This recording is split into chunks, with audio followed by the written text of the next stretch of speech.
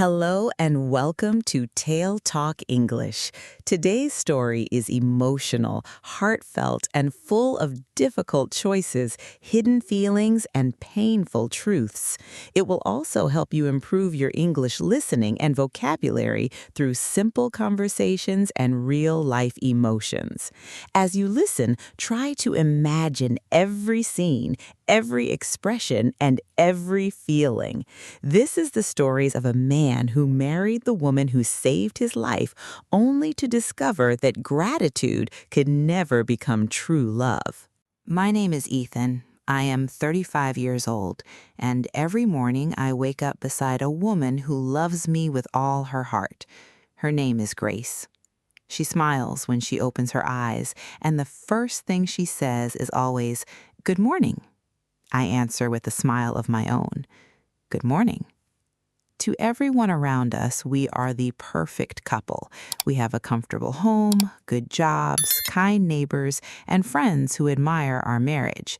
People often tell us how lucky we are to have found each other. I always thank them. Then I quietly change the subject. The truth is something I have hidden for years. Grace loves me deeply, but I have never loved her the same way. Every day, that truth becomes heavier. Every day, I feel more like a man living inside a story that was never meant to be mine. Grace wakes up before me every morning. She prepares breakfast while soft music plays in the kitchen.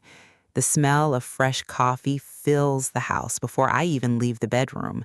She remembers every little thing I like. She knows how much sugar I put in my coffee. She knows I dislike cold toast. She even places a small chocolate beside my plate every Friday because she knows it makes me smile, or at least she thinks it does. Before I leave for work, she kisses my cheek and hands me my lunch. Inside the lunch bag, there is always a small note. Some notes are funny, some are romantic, some simply say, "Take care of yourself." I keep every note. I cannot throw them away. Each one reminds me how kind she is. Each one reminds me of the lie I continue to live. Sometimes I wonder if she notices that my smile never reaches my eyes. If she does, she never says anything. 5 years ago, my life looked completely different. Back then, I owned a small repair shop. I fixed computers and phones. The business started well, and I believed I had finally found success. Then, everything changed. A large company opened only a few streets away. They offered lower prices and faster service. Customers slowly disappeared. Month after month, I lost money. I borrowed more than I could repay. Soon, I could no longer pay the rent for my shop. Then, I lost the business. After that, I lost my apartment. I packed everything I owned into my old car. For several weeks, that car became my home. I parked in different places every night because I did not want anyone to notice. I showered at a public gym whenever I could afford a daily pass. Some days I skipped meals because I needed the little money I had left for gasoline. I stopped answering my phone. Creditors kept calling. Friends slowly disappeared. Some promised to help, but they never did. Others simply stopped replying to my messages. I cannot blame them. Nobody wants to stay close to a man whose whole life is falling apart. Every morning, I asked myself the same question. How did everything disappear so quickly? One rainy afternoon, I walked into a small bakery to escape the weather. I had enough money for only one cup of tea. The bakery was warm and quiet. People were talking softly while the smell of fresh bread filled the air. That was where I first met Grace. She worked behind the counter. She noticed me sitting alone for almost an hour. I kept looking at my empty cup because I had nowhere else to go. Finally, she walked over with a gentle smile. "Would you like some more tea?" she asked. I looked at my wallet before answering. "I'm sorry, I can't afford another cup." She looked at the empty chair across from me. "May I sit down for a minute?" I nodded. She sat quietly. For a few moments, neither of us spoke.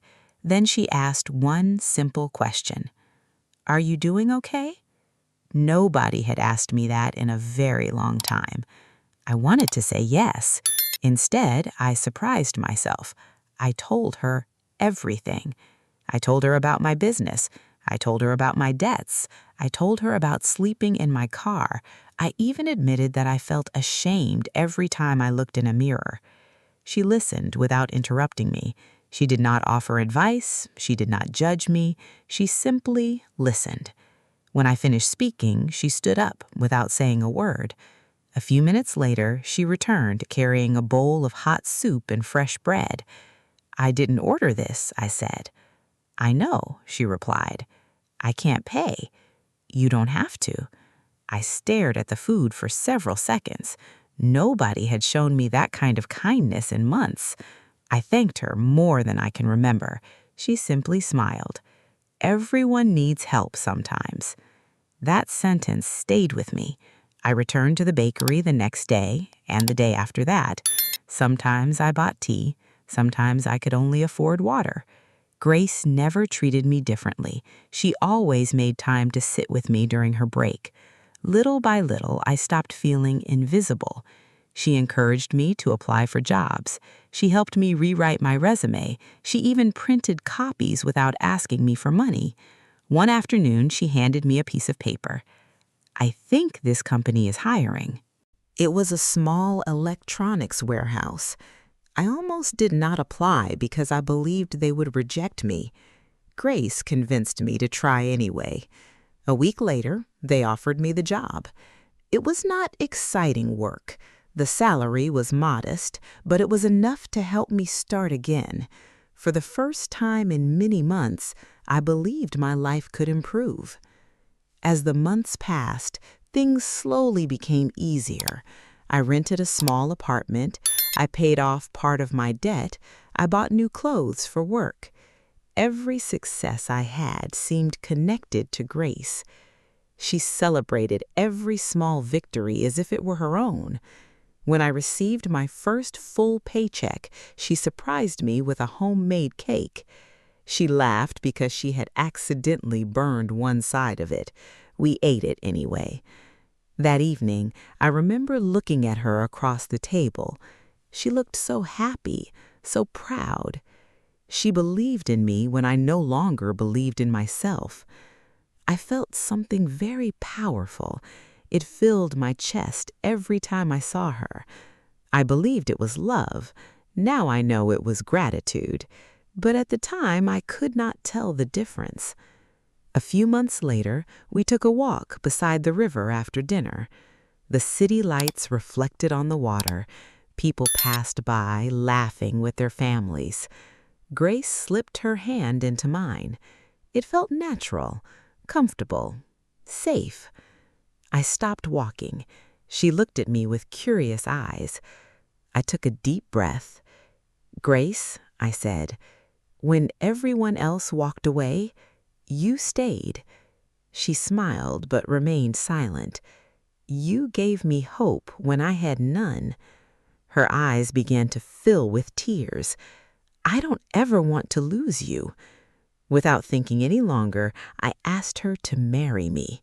She covered her mouth with both hands. Then she nodded before I had even finished speaking. "Yes," she whispered. "Yes, Ethan." She cried with happiness. People walking nearby even applauded when they realized what had happened. I laughed. She laughed. For the first time in years, I believed everything would be all right. I truly thought love would come later. I thought it would grow naturally after marriage. I could not have been more wrong. We got married 6 months later. It was a small wedding with only our closest family and friends. We did not spend much money because we were still rebuilding our lives. Grace said she did not care about expensive flowers or a fancy hotel. "The only thing I want," she told me, "is to grow old with you." Everyone smiled. I smiled too. At that moment, I believed I wanted the same future. The first year of our marriage was peaceful. I worked hard at the warehouse and was soon promoted to supervisor. My salary increased, and life became more comfortable. We moved into a larger house with a small garden.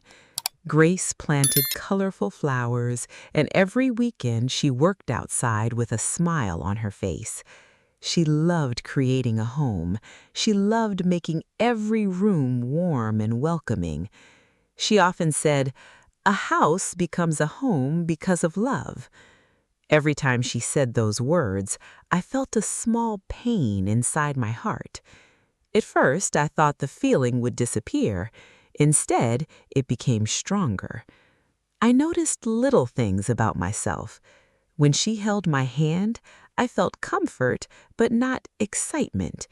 When she kissed me goodbye before work, I felt grateful, but not deeply moved.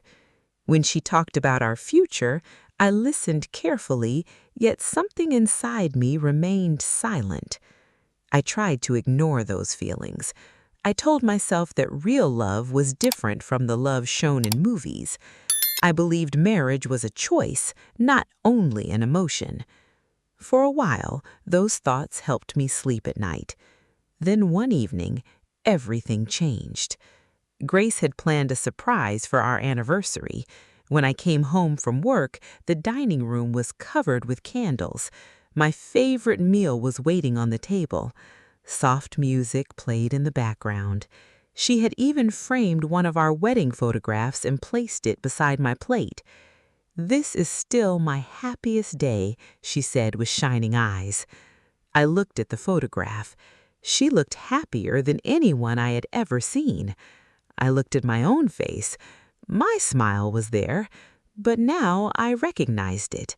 It was the same smile I wore every single day, a smile that looked real, a smile that hid the truth.